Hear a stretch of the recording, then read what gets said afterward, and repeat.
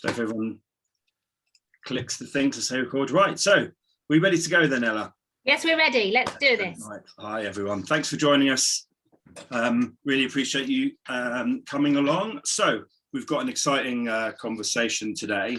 And so what I'm going to do is just talk a little bit about the housekeeping and then a run through the topic, introduce the panel, and then we'll move over into the conversation. So we encourage people to leave videos on if you want us to see each other. I think it's nice to sort of see everybody. If you've got questions, if you've got some comments, we would also like you to be involved. So put your hand up in your reactions if you want to say something. And your speakers should be pinned while we're talking, so you should be okay to have your cameras on. So that's it for the discussion. But yeah, we like to have people involved in the discussion, so please do. So we're going to talk today about why men shouldn't help out in the home.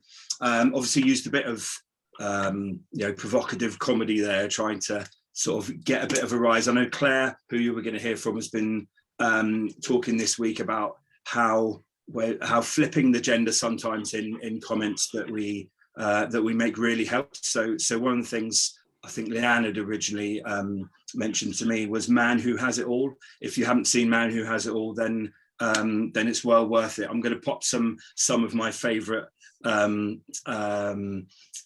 the posts. It's on Facebook, and basically they're flipping the gender in lots of different ways, and it's quite it gives you a jolt, doesn't it, when you see it? So it really does help the conversation. So we've done a bit of that. Obviously, what we want to talk about is the effect that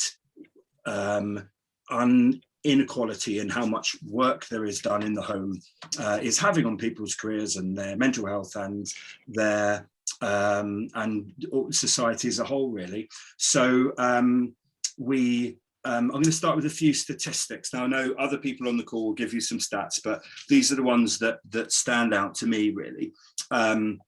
So this 2016 Office of National Statistics data worked out that if it were in GDP, and many people are calling for it to be in GDP, unpaid work would be about 1.24 trillion pounds in the UK alone a year. Women do 60% more of that, which is about 285 billion pounds worth of work more than men do, which is not far off the size of Amazon.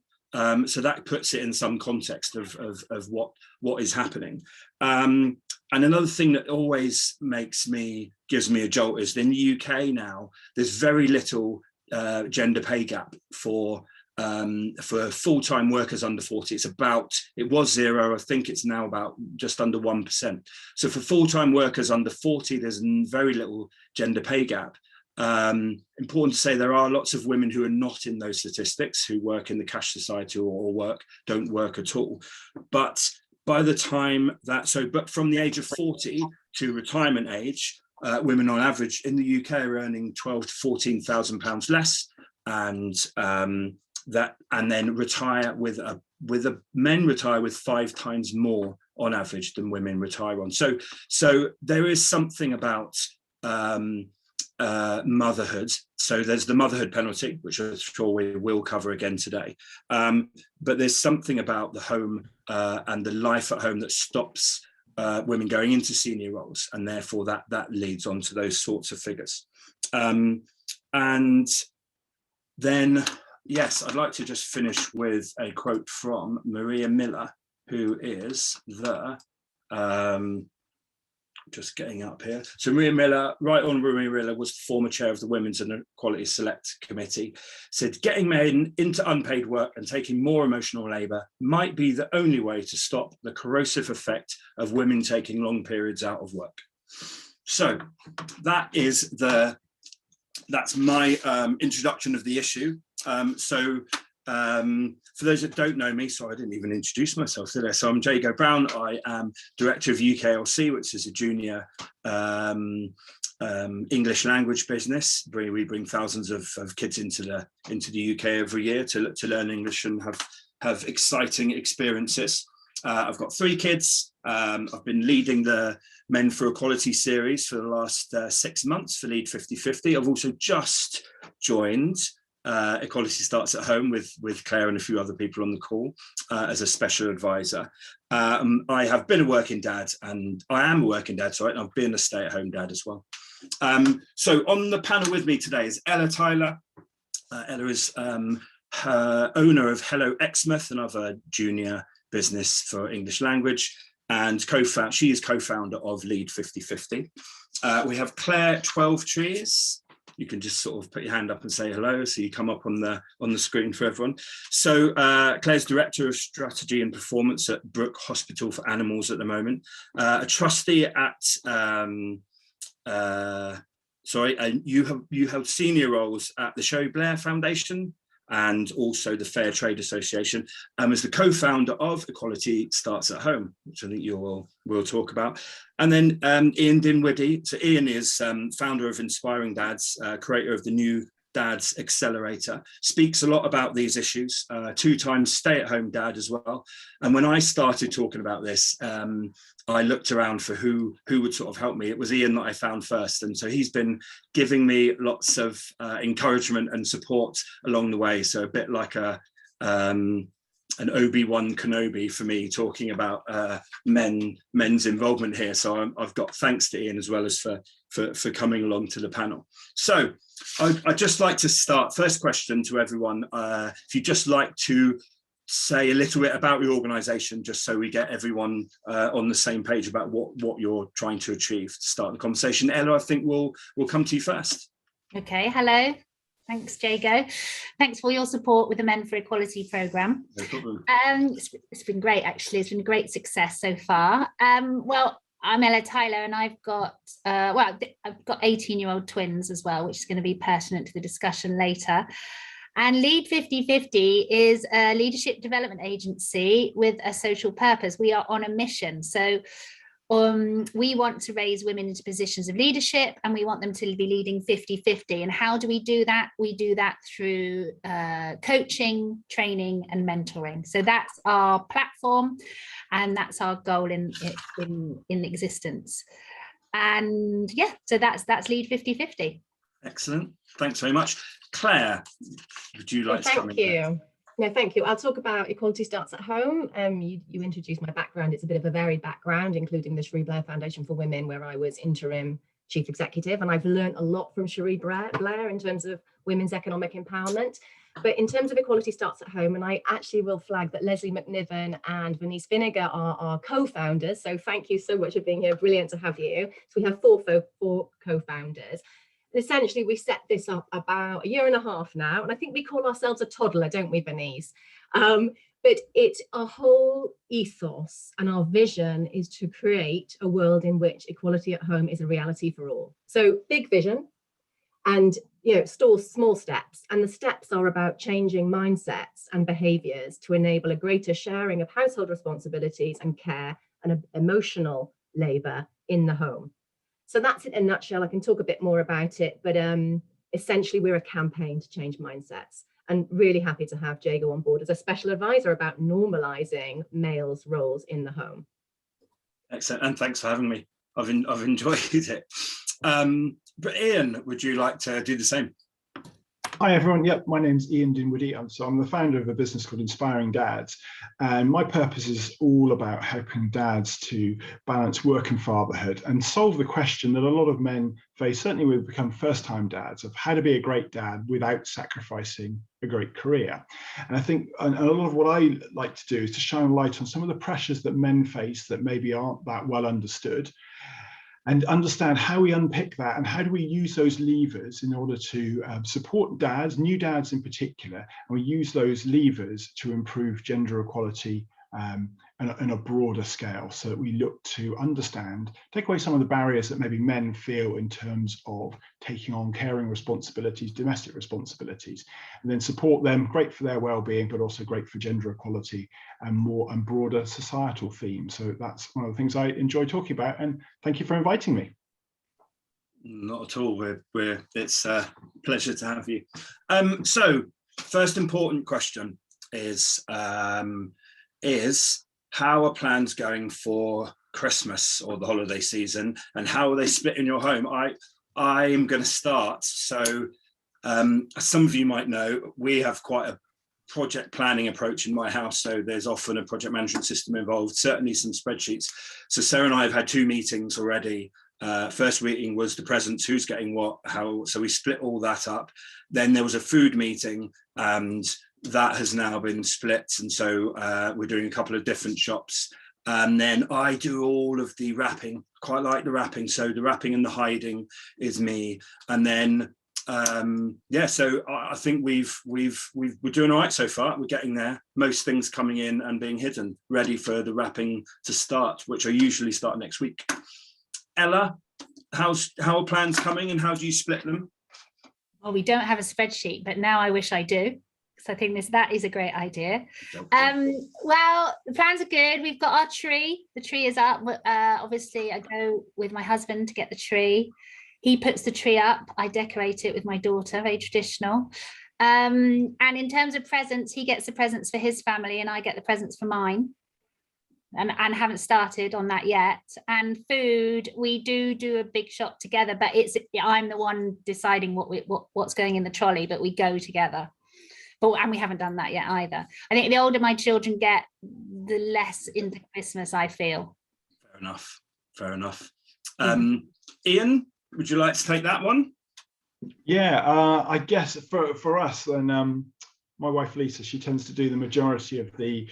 She buys all the kids' presents, so we kind of divvy it up with one person. I do all the food stuff, so I'm responsible. I'm on a weekly basis. I'm responsible for making sure people are fed in the house, and that just carries on through Christmas. And so Lisa will do. Lisa's responsible. Generally, she's responsible for making sure every item of clothing has been replaced and bought. So we divvy up almost by big theme of job. So Christmas food is me, generally. Clothing for the kids is always Lisa.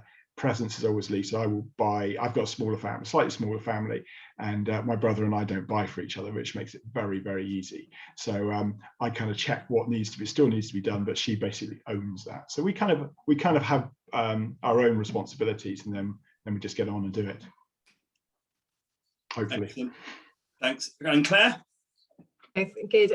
We've got, I would say, more of a reverse traditional household arrangement, but I think the point about teamwork is really important, and divvying things up according to ability, time. What we do in our house is David, my partner, is self-employed, so he has much more flexibility around his role, his job, and he has more time in the day. So he, we'll get onto this, but he does the majority of the housework, the cooking, the cleaning. And in terms of Christmas, he loves all the festivities. He loves Easter, he loves Halloween, he loves Christmas. So he does more of all of that. Like he decorated the tree and with my daughter, and I just sat and relaxed. It was really, really nice because they decorated the tree.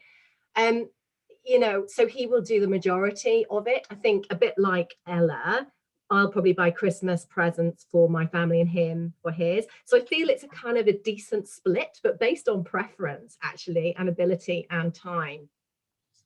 Excellent. But I'm a bit of a lastminute.com in terms of buying presents as well, the Christmas Eve. I know we made a joke at the last Equality Starts at Home meeting, I think, about, maybe Leslie said it, something about, potentially women kind of thinking in advance and stuff, and men doing things at the last minute. I can't remember who said that. And I said, well, actually, I'm the lastminute.com sort of person. So I think in my head, I'm often got this kind of traditional reverse male stereotype, but we can go into a little bit about that, because in my house, it's, maybe I'm not doing enough around the house, to be brutally honest. But anyway, we can pick that up later. Of course you can. Thanks. That's great. We're actually coming back to you, Claire. I think it's a good place to start. So let's start with the issue, the problem. What is it that's happening? What's the average? Because we're not picking out particular families or particular households here. What we're talking about is the trend, aren't we? What are the stats around this? What's the problem?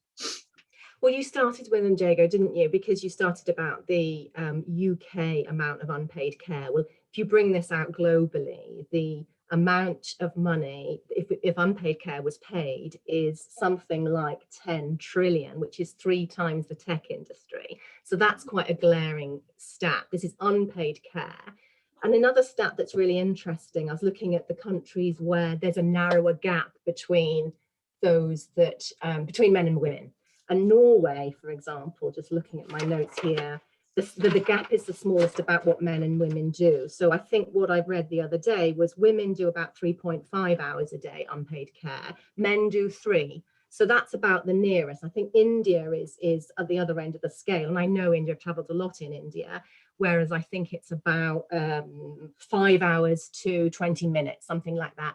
And going to India, my experience in the Sharif Blair Foundation is really interesting because we're at a meeting in India where there's male and females in the audience. So I think it was the US Embassy at the time. And Cherie, it's very interesting because she asked a question. We were talking about gender equality, and we were saying, and she said, look, we're talking about gender equality here, and it's really important, but how many of you men in the audience go back and expect your wife to cook? And who gets up earliest in the morning and goes to bed latest at night? And I think, there's lots of stats out there, 75% of the work globally, unpaid care is done by women.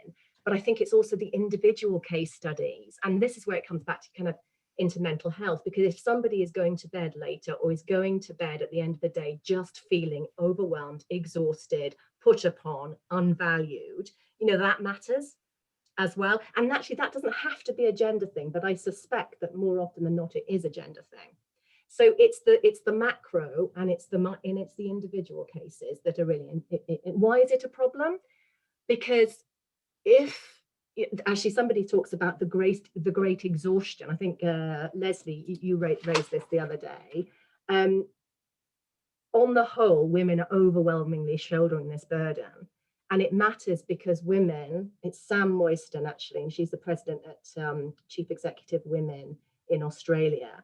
And she was saying, as a result of the global pandemic as well, the COVID pandemic, we know women shouldered the burden. And there is evidence to suggest there is exhaustion. And of course, we know that 5 million women exited the workforce as well. So I know there's a lot in there, but it's a problem because, you do not have, it impacts on the work environment.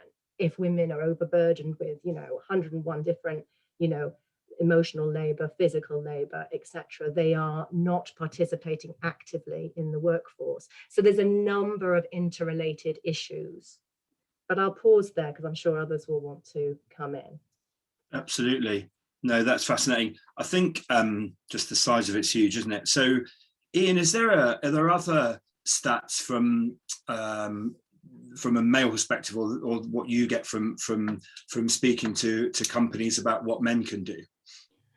Yeah, I think there's I think COVID is something we kind of need to touch on. I know we're largely bored of talking about COVID in many ways, but the trends that have been seen from early stages of lockdown is that men have been doing a lot more domestic labour than they had previously, whether that was childcare or that was sort of more general kind of cleaning. Well, we can bundle it all up, but we kind of know what it is, and they've done a lot more, but they haven't done as much more as women were doing within the same time frame. So actually, in some ways, men were doing more, but the gap was getting wider.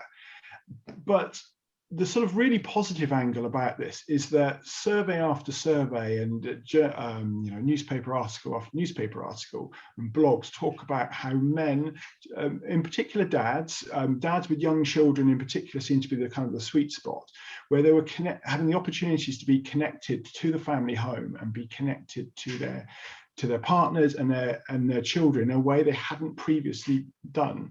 And also it shone an enormous light on some of the unpaid labour that for many men it's been relatively easy to sort of I would say ignore, actually, and just things happen without you realising it's going on. Certainly in more sort of traditional roles where maybe men were more likely to be the primary breadwinner in heterosexual relationships, those men were suddenly, if they're office-based, suddenly into a home environment where it wasn't, certainly in dual income couples, it wasn't possible just to ignore and just assume that someone else is going to do it. It was there in front of you. And what's really, really positive, I think something that we can talk a bit more about, is how for a lot of men, they've really embraced that opportunity and said, actually, I want to be a different type of dad. I don't want to have to choose in the way that actually we spent a generation talking about women choosing on how to be a great mum and be great at your career. Dads are suddenly like, hang on, I've done all this career stuff. I want to be the career, but I also want to be there. And tapping into that desire, I think, is a really positive thing that's come out of COVID. At least I hope it is, because that's the men I speak to, and the articles and research that I see would suggest that there's an enormous opportunity to tap into men's newfound desire, and also some elements, not just desire. The desire has always been there, but also we're starting to remove some of the fear around working remotely, working flexibly, that has usually been associated with mums and the motherhood penalty. And for us, in many ways, really important to support mums in the workplace, but the danger is you have a two-tier system. Men are starting to realize actually they can have some of that with the pros and the cons that comes with. Yeah, fair enough. I think so as far as the effect is concerned, Ella, when you're working with people in at Lead 50/50, when you're supporting women particularly getting into leadership roles, is the home coming up? Is these sorts of issues that we're talking about here coming up a lot? Yes, absolutely. It's always been one of the topics, a key topic to, and a barrier to women being able to spend the time and feel the confidence to take that step up. We do coaching, one-to-one coaching, and certainly for the women that I've coached, and I know same with Leanne and Maria, that we get them to do a wheel of life, and they have to put the different factors on there that affect their career, and and the number one thing is usually it's either self-care or workload at home, looking after the children and things like that. So that and that is an area that if they can't resolve that, they don't feel the confidence to go for leadership roles. So it really is important it is a huge barrier for women. So Ian, I'm interested then, and I can talk a little bit about this as well. What are the barriers that stop men doing more of this in the home? What is going on? Because I think it'd be easy to think men don't care, or men are lazy, and all these we get all these stereotypes, yeah. Or women do things better, all that stuff. What's happening? What are the barriers? I think traditionally the barriers have been around societal expectation of what a good man looked like, and usually that was related to providing on a financial basis. And actually the bar traditionally, I think, sort of our father's generation, the bar was set relatively low in terms of what a good dad was. The bar's have always been set a lot higher for women, certainly domestically. And I think the concern has always been for men, and is that the fear of being seen as uncommitted. Certainly in traditional work environments, and going back a couple of years or so, you wouldn't find too many men who would actively seek out flexible or remote working, because it was associated with mums. And if you wanted to be seen as not being committed, or you wanted to be seen as not able to to be fully committed to the job, and then that's what you perhaps would seek to do. And I remember talking to someone who recruitment, where does he work, PepsiCo, and he said, and this was pre-pandemic, he said, well, if you want to signal that you don't want to be ambitious anymore, you ask for flexible working. And it was just a throwaway comment that it was just, we were around at his house, and it was just a throwaway comment, but it was something I jotted down at the time. And I think when men look at role models for success in an organization, and where they're predominantly made up of older men who have never taken time for paternity leave, and they've never taken time out, and they're not necessarily actively involved in their children, or don't appear to be, they're perhaps very traditional relationships, and they're committed, and commitment looks like being in the office for long hours. That's how men behave. And actually, in many ways, men don't realize how supportive they all are collectively of doing things differently. The behavioral insights team did some research recently with Santander and another major bank. And what they found was they asked men how likely were they to support flexible and remote working. I think they also included extended leave as well. And men felt that their peer, and this was men judging their own peers, they thought about 66% of their peers would be supportive. The actual number was 99%. and it was the concept is called pluralistic ignorance. And what they found was actually, if you could then explain to those men who are men generally, a new cohort of men, and say, actually, your peers, your competitors, which is what we're talking about for a lot of men, it's about the element of competition and getting ahead and providing. It's that if they're actually really supportive of doing things differently, it makes it okay. And one thing societally, I think that's a challenge for men, if we think about the framework, is that men fear the implications of not being seen as being committed and doing their best at work. And I think if we try to take away that element of it, then we start to improve the opportunities for being more involved domestically, because actually a lot of men want to be more involved, but they're just afraid in many ways. And how important is, you talk about the new dads thing, let's touch on parents quickly. How important is the new dad bit, those early stages, and then changing that pattern that you're talking about? Because if they're not asking for it, if they think people don't want them to do it, they're not going to take time off even from the start. But that bit's important, isn't it? Yeah, I think it's the threshold. It's that transition where things can. Some of the inequalities within relationships, certainly heterosexual relationships, can the moment of truth is almost at the time when you take leave. And if you have mums who are taking a year off and are developing the skills and the connection with the children, the way of doing things domestically, and men are taking a couple of weeks off and then in many ways redoubling their efforts at work, because that's what a good dad does, you create this division where actually the dad doesn't have the skills to look after the home and to raise the children, because they just haven't learned them. They haven't learned to be a solo parent. And that's where shared parental leave, extended leave, is such a powerful tool.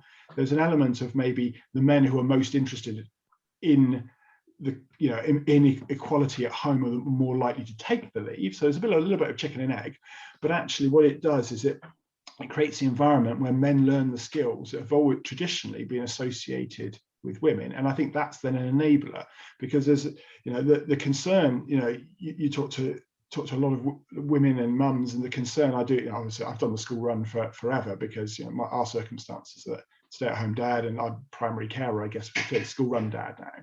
It's that women don't trust their husbands to be left in charge of the home or left in charge of the kids. And in many ways, when you get an opportunity for dads to make mistakes and to build those skills, that changes the mindset within relationships, and it frees up confidence, I think, and trust in the partnership. And I think that's a really powerful way of moving things on and doing things differently. I think it's exactly what Maria Miller said about almost forcing men to be more involved.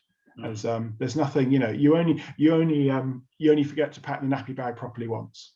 Yeah. Ian, sorry to interrupt you. We've had a question from Leslie, who says, Ian, I wonder how many men are open to learning these new skills. How many, if they really want to? I think that's an interesting question. It is an interesting question. I think more than we might imagine, but not as many as we would hope. I think when Zurich did some research, again with Government Behavioural Insights team, before the pandemic, and they rewrote their job descriptions to say working flexibly was as a default. They found that men were equally as likely to seek out flexible working because they didn't have to ask, and they didn't have to ask permission. So I think it's very easy. I think it's very easy for men to leave things, and I think that's part of the challenge around equality in the home, is that if things are done for you, it's not really in your interest. Unless you have a certain mindset, it is easier to let someone else do the work for you. If you don't, you do it badly, it's old classic, and it definitely happens. You do it badly, you won't get asked to do it again. I think there are men who believe that. I suspect it's significantly more men who, certainly generational shift, men who want to be much more active and involved parents, and they don't. And dads talk to me about the father they don't remember growing up. And it's not that they had a bad dad, it's that they just don't remember their presence, and they want to be a different type of dad. So I think the desire is there. It's by no means perfect, Leslie, but I think the desire is there. And I think we see in the stats from, so if you look at our shared parental leave policy, which has only been in place for what, 7 years, so maybe early stages for a policy, we've got to just under 2%, I think, of men that are doing shared parental leave. So that would indicate that maybe men don't want to do it. But if you get to the use it or lose it schemes that embed in the society, we're getting to 90%. That's right, isn't it, Claire? So I was wondering, I think that's the key point, the legislative the legal, the law, the enabling framework, because all of this is, you need kind of push and pull factors. We know that in Norway, you're right, that because it was the use it or lose it, it's the negotiation that's the challenge, really. And the shared parental leave in the UK can be judged as a failure because the uptake is, you're right, it's 3-4% or something. Yeah, there's varying different statistics out there between 3 and 8%, I think it is. But Norway started on a low base in 3% in 1995 and went up to 90%. So it's it's off the table. It's of course men take the 6 months. It's without question. And how many of you've got colleagues in Norway that regularly receive, so I'm now on my parental leave and they're off for 6 months. That was 10 years ago. I was getting emails from Norwegian colleagues. So I think that the way that the shared parental leave is set up in Britain is not conducive. It's not enough of an incentive. So I think the legal framework's really important, but I also think role models are so important, because I've had some conversations, and guys, get out there. You are out there, some of you on the call, posting the importance of this and saying, I'm a stay-at-home dad, or I'm a flexible working. I was speaking with Will McDonald's on the call, and what he's got on his LinkedIn, and I think he just posted in the chat, is stay-at-home dad, job share. The more that is out there and is normalized, then and I spoke to a guy the other day, he's an older guy, he's working for Save the Children, I think it is, and he's always gone in job shares or part-time, and he's had younger men come to him and said, well, thank you for trailblazing, because it meant I don't have to kind of break the glass ceiling, the men of a glass ceiling as well, I suppose. So the more that it's out there, oh yeah, he's flexible work. And also, I was thinking about Steve Jobs the other day. I think, Ian, it was something that you posted. What did Steve Jobs say on his deathbed? Did he say, oh my God, I wish I put more time into the office? He obviously a fantastic innovator. He was really disappointed about the relationship with his daughter.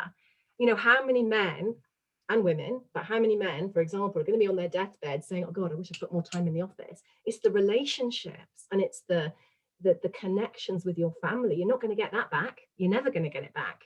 You can't relive that. So I think role models are really important. And what we're trying to do at Equality Starts at Home is publicize and publish these stories of men are so important to this, and also men in the public sphere. I'm talking Steve Jobs as that is an example, but also Ed Davey, the head of the Liberal Democrat leader, talks publicly about the caring responsibilities he has, his mother who passed away. So the more that is out there that normalizes men as carers, then it becomes ubiquitous or normalized. And I think that's so get out and talk about it. And I think companies, you're right, men shouldn't have to feel bad about asking for flexible working. Again, it's about normalizing. And interestingly, there's a woman who has got this company called Black Box, who's in the Equality Starts at Home network, and that is an organization that, her name's Kath Clark. She works with HR departments, maybe moving on to the work conversation, to add as part of the employee benefits some outsourcing of household responsibilities. And so the company will, as well as giving all sorts of employee perks, say, well, if you wish to use, I don't know, £50 a month to use this, then this company takes the domestic, family, emotional, physical, gardening, all sorts of things sort of out of the, it takes care of it essentially. And she said the uptake is almost the same amongst men and women. So that's a really, really good example of men care about this too, I suppose, is the point behind that. It's not, and freeing yourself up to, know that that's being taken care of. Now, there is a challenge in that, because you're kind of you're outsourcing it, and that's not always the answer. But it's interesting because what she's done is really quantified, there's a hell of a lot that needs to be done at work, and it doesn't, sorry, at the home, it doesn't just do itself. It's like the Christmas preparations, Thanksgiving preparations. There's an article, I think my husband, I use this, thinks that Santa is me. Do you know what I mean? So it quantifies the extent of all of this stuff, because it's almost never ending, isn't it? And then as an employee perk, you know, you can opt to, you know, have it done for you or supported. So that's quite an interesting dimension, because it goes to the point around, should companies get involved with the unpaid care challenge? Yes. Because I think on this, I mean, Jago, shall we go on to that conversation? Well, yes, we were going to touch it, so let's definitely do it now. It's interesting topic, so let's do it. So I think the starter for 10 on that is diversity, equality and inclusion is so much current at the moment in organizations, and it's all about bringing your whole self to work. And it's about, if you know, I mean, if you're bringing only part of yourself to work because you're worried about X, Y, and Z, you're juggling, you know, I think organizations do have a responsibility. I mean, it's a bit like in COVID, some companies, you know, when people were all locked down, some companies went as far as to provide support to domestic violence, for example, or being the awareness. So I think it's a delicate balance, isn't it? Because companies, on the one hand, have to be careful about delving into the personal, you know, huge amount of delving into the personal. But at the other hand, they've got a responsibility to support the employee. And the good companies will provide that support. And I think some of the good companies, I was looking last night, who've done best out of COVID, because those that the people came first, you know, because your people are your greatest asset, et cetera, we'll put the money where your mouth is, kind of thing. And some of the better companies, I think Target was mentioned, and it was certainly Aviva in the UK as well. So really support their employees. And so, you know, there's a lot in that, but there is an argument to suggest that organizations have a responsibility, well, absolutely have a responsibility for employee well-being, and it's all part of the picture. Right, that's interesting, because I think conversations I've had previously, because I suppose I see it through a lens now that gender equality in decisions, in rooms, in boardrooms should be a business strategy now, because the stats are so overwhelming that you do better if you have a mix, the right people in the room, that it feels like a responsibility. That's what you should be doing if you're running a business, asking people why they're not going for roles, why there are more men going for promotions and more men going for leadership roles and positions and boards, then we should be doing that. But I think the discussions I've been having are that actually, well, we shouldn't be interfering with people's home lives. So we're not interfering then. That's what's happening, Claire, is it? It's not being seen as interfering. Well, I think let's open it up for discussion, because I think there's definitely more recognition now that employers have a responsibility, more of a responsibility than ever before. So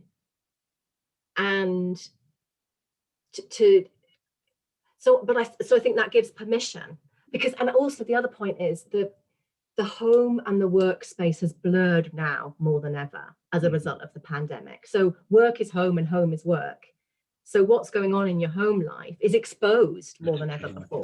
So, you know, there is a responsibility there. And I think as long as it's managed in for example, a bundle, a package of measures, if you want it as a perk, for example, you know, extra support at home, whatever way it was, it can be offered as a you know, you've got life insurance, health insurance, you know, it can, I believe that we can strike a good balance between not interfering, and then maybe that's a misnomer, maybe that, you know, we don't have to worry about interfering because of this blurring of boundaries. And you know, it's also about stress and burnout, isn't it? If people are completely stressed, verging on burnout because they're juggling 101 different things, and it's also empathy and understanding to an extent what's going on for people, which again I think employers need to have a handle on.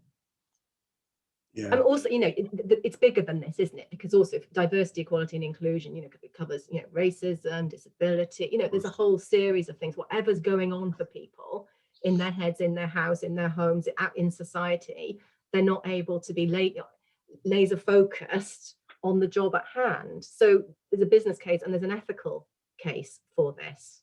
Yeah, absolutely. So, Ian, do you have similar conversations with the people you work with about this issue of what organisations, how much can or should they get involved in home life? Yeah, I think we're sort of unpicking, a decade or so of not being seen to be asking women about their plans around children, or not bringing that kind of assumption to the table, and starting to move away from actually assumptions about gender from that point of view. But the challenge is actually, in order to move things on, we probably need to, businesses and line managers in particular, probably need to be talking to men, talking to dads in particular, I guess, if we're in the context of this conversation. But I guess men more generally, because men will have caring responsibilities for older relations. There's nothing to assume, but that human-sized interaction, saying, well, what do you need? And actually asking people, where are your pressure points in the day? It's the kind of thing that we've stopped asking women for good reason. But I think we actually need to start asking men, especially when we know that men with young children in particular, who perhaps, the whole generation, there's a whole, there's tens of thousands of babies born in lockdown whose parents have both been at home and have had this sort of incredible opportunity to create an equitable relationship at home. When we start to move back into the office, and whenever that might be, I'm beginning to think less and likely. I'm beginning to think that 2 or 3 days at home for office-based staff will become normalized. It's becoming normalized anyway. But we can't just assume that men are going to return to the office and physical workspace, because we just, without checking and we're asking them what's going on. And it comes back to that sort of care and responsibility that Claire's talking about. I think it's so important. And not only is it important for well-being, but it's also important. It starts to have men thinking, actually, well, I haven't really thought about that. And I have conversations with men all the time in terms of coaching relationships. Well, I had one today where, what do you want to talk about today? So it's about, his wife going back to work in April. He said, to be honest, I haven't really, this wasn't my idea. I asked my wife last night what I could be talking about in my next coaching session. And she said, I'm worried about our transition when we're both working. And so men lag behind. And I think, having that sort of support and asking great questions and just being open, say, what help do you need? I think that's really important for changing the assumption around what we assume that that those gendered roles, and just saying, actually, you're a person first and foremost. What help do you need? Absolutely. And Ella, do you see this because obviously in Lead 50 working with individuals in coaching and leadership, but you also have members that are organizations. So do you see this pattern of organizations being more involved in people's home lives?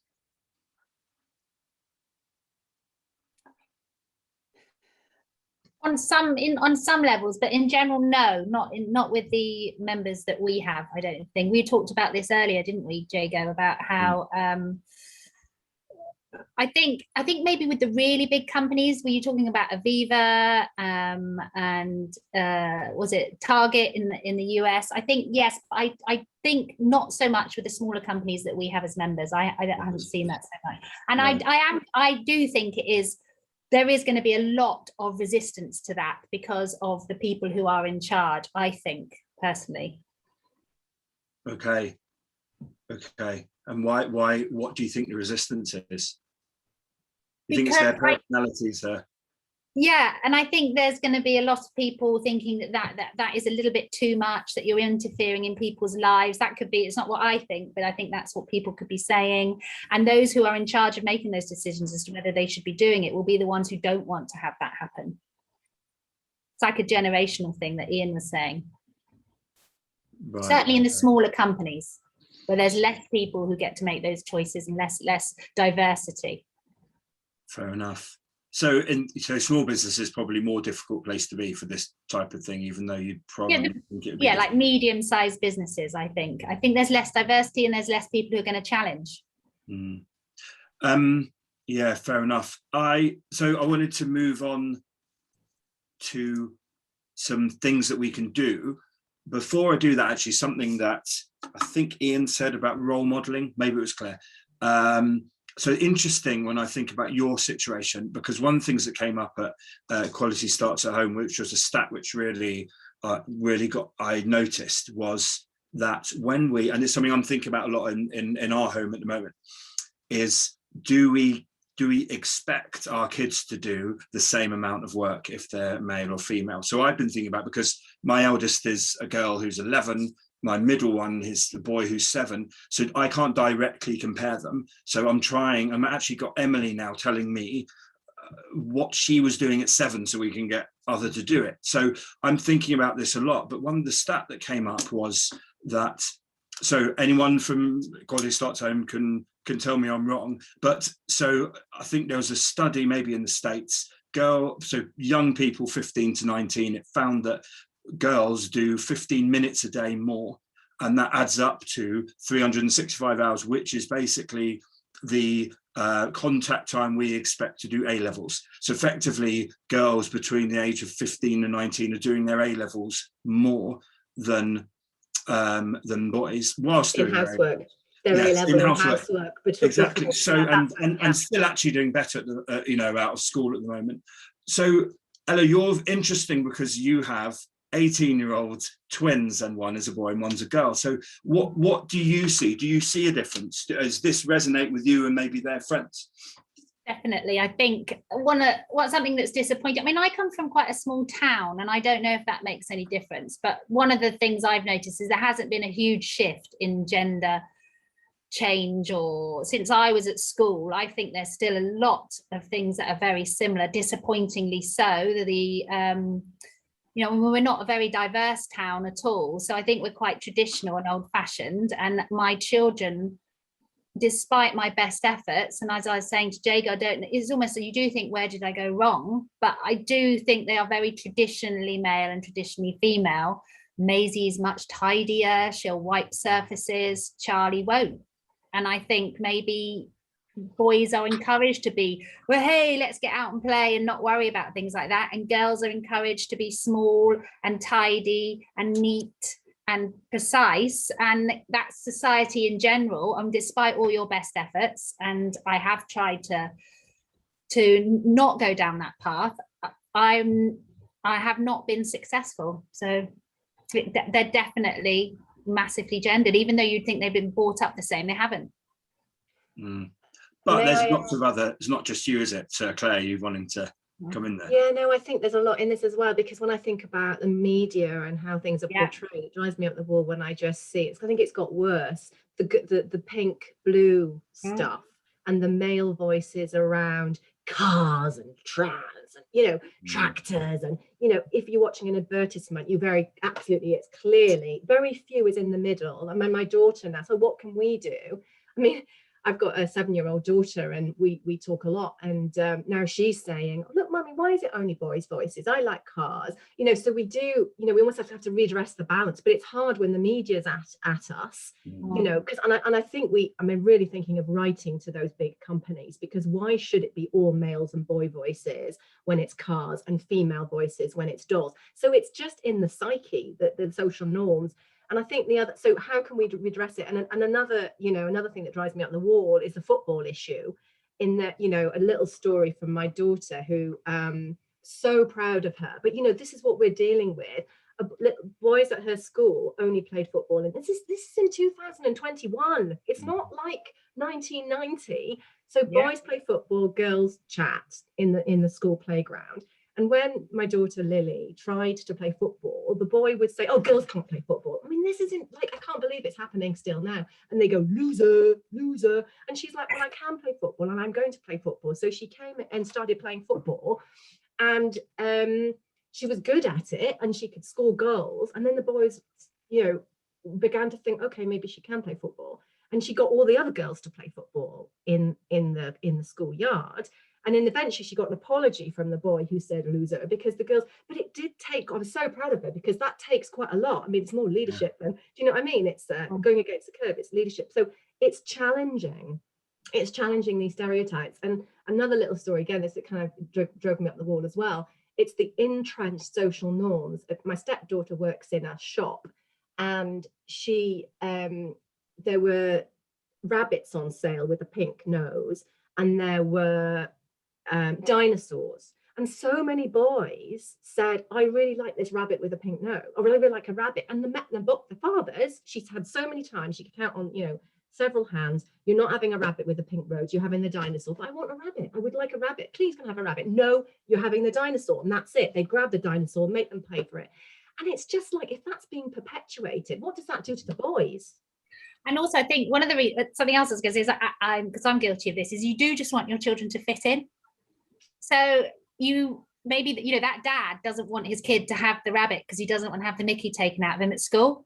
And so no, have the dinosaur. And I'm totally guilty of that. You just want them, you want your children to be happy, and there's nothing more heartbreaking than them coming home crying, saying they've been left out, is there?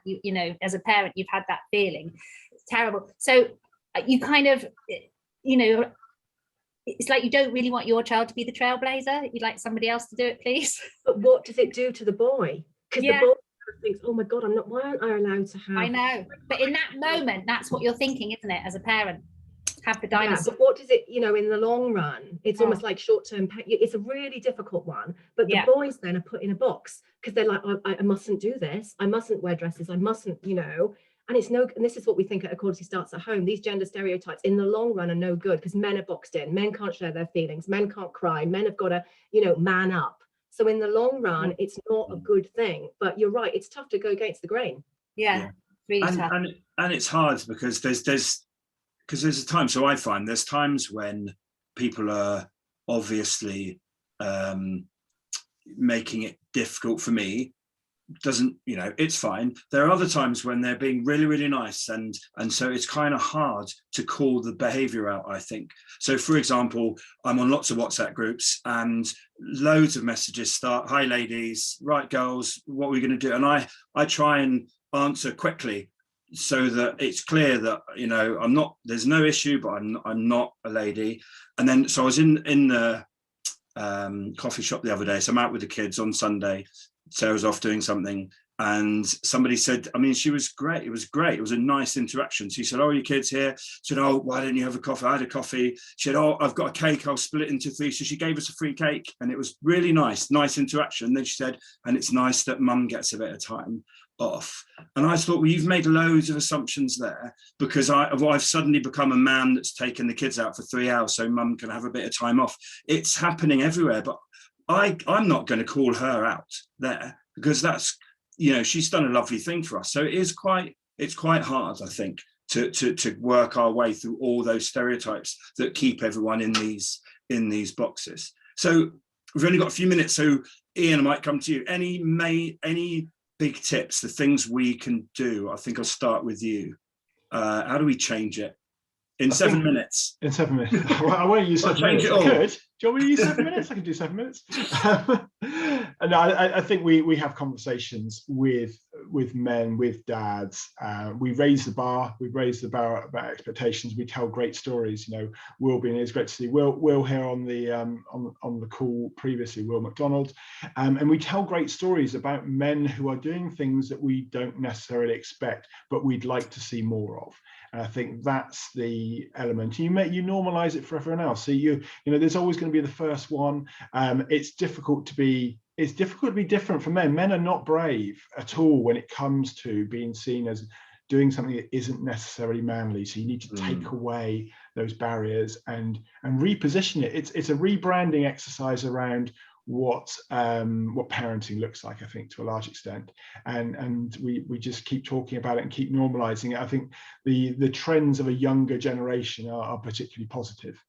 I think over and above the experiences of small towns in Devon, which is Ellen may have experienced, but yeah, I come from a small town in Somerset, Taunton, so I know exactly what kind of traditional values may still exist. But I think we carry on talking about it, and we get men to talk about it. We don't. It's odd because you're effectively, what you might be doing is eulogizing fatherhood in a way that you don't eulogize motherhood, because but you kind of need to change the dynamic and the conversation, I think. Fair enough. I think that is one of the this has come up on one of our cause, I think, that it's almost like you're mansplaining. You're saying, oh, we've discovered that men can do this, and actually women saying, well, actually we've been doing this for years. So that is an issue, isn't it? But most people I speak to want men to stand up and say, actually, I do it, and this is what I get out of it, and this is why I'm doing it. And whilst that remains the consensus, then I'm happy to. Yeah. Claire, have you got any thoughts on that, or the things we can do? Yeah, it's a build on that. A normalizing, and it's men showing their vulnerability. I'm thinking, there's a mental health dimension here, and Elliot Ray, Music, Football, Fatherhood, where he talks about PTSD after the birth of his daughter, his first child. And it's, the more men that are speaking up about emotional issues, and it's the role modeling. And there's a Michael Ray in Australia talking about being a solo parent to a daughter, and actually saying, it's been tough for him because, for example, he wasn't allowed to go to support his daughter watch her ballet because he wasn't allowed, because he wasn't a woman. He wasn't allowed in the changing room, and he was the solo father. So it's not easy, but the more I do believe men speak up about it and are brave. Ian said we're not courageous. That's gonna break that glass ceiling. I mean, I think in terms of the top tips, in terms of in a household, it's interesting that the speaking up point. I think sometimes you can do it with humor. So, I've got an example at work where somebody, this is a phrase, that the flipping the phrase thing, would it work? Would they have said that the other way around? A guy said, oh, I take him into battle with me. And I'm like, would you have said that about a woman? Probably not. But you can kind of lightly joke about these things to humor. You can use humor rather than necessarily a direct challenge. How dare you say that? Da, da, da, da, da, da. So, but there's also the thing that's really interesting about teamwork in a house. And my partner's a psychotherapist, and often he does work with male-female marital issues, and often he will think about how to get a point across using a sport metaphor. You're part of a team. You need to pass the ball. You're two together. You can't get a goal unless you're passing, or golf, or whatever it is. So it's that. I mean, it's your point, Jago, about divvying things up, having a project plan. It's kind of course, you're a team in your household. You're all a team. Children, or you are a team, and it's got to work for the greater good. So it's kind of, and I always think that if you think about your home environment, if you put as much effort into your home environment, thinking it through, a vision, a mission, a project plan, as you do in the work environment, then good communication is key. Communication. So, and embracing difference, etc. So there's things that you can do, and I those are some examples. Excellent. Ella, anything you'd add to the list? Well, I did just thought of one kind of key thing that people could take out. I read this morning when I was doing a little bit of research. How can we actually make a change, just as a takeaway? And they had a paragraph that you could read out if you wanted to sit down with your partner and discuss changing the mental load in the house. And it was, I feel uncomfortable delegating activities. It's a big job to be a manager. I'd rather we look at what needs to be done and decide together how to divide it up. Then I won't feel like I'm nagging all the time. And I thought that was a really nice, if you could just practice those words, that sounds it's not confrontational, it's not aggressive, and it's just a way of broaching the subject. I just thought that could be a takeaway for people watching. Yeah, that's great. So when people ask me about the project management system, because I'm guessing most people don't use the project management system at home. No, they don't. No, and we found a way to communicate really well without having to check up or nag, all those words that people are using. Delegation is easy. I'm doing that, you're doing that. If I'm doing something, I just pop it on Basecamp and you can see that I'm doing it. So we talk about fun stuff when we're together, rather than divvying up and having a conversation about all the things that are going on that we're both separately getting on with, basically. So yeah, so that's, I think we're nearly at the end. Has anyone in the audience want to raise anything? I see Alex, we noticed that you've been to McDonald's and was proudly showing his his fries there. Yeah, he's not very well. He's been sent home from nursery today, so he got a little treat. He doesn't normally eat McDonald's. I'm not. Terrible parenting. So has anyone else got any burning questions to finish with? I think Leslie, yes. Just an observation, it's been really interesting listening to a diverse audience and hearing different opinions. And it's really made it crystal clear for me how much it is about teamwork and partnership and good communication. And, you know, actually before you have kids and life goes a bit chaotic, there should always be a pre-parenting course on good communications for couples, rather than just how to change a baby's nappy and how to give birth. Maybe antenatal classes around how to co-parent might be a good opportunity to try and get people off the right foot, because, you know, I think we can look at it from two perspectives. That actually it's when we put both our perspectives to one side and focus on the relationship. Sorry, I forgot to put my headphones on because I wasn't expecting to be speaking.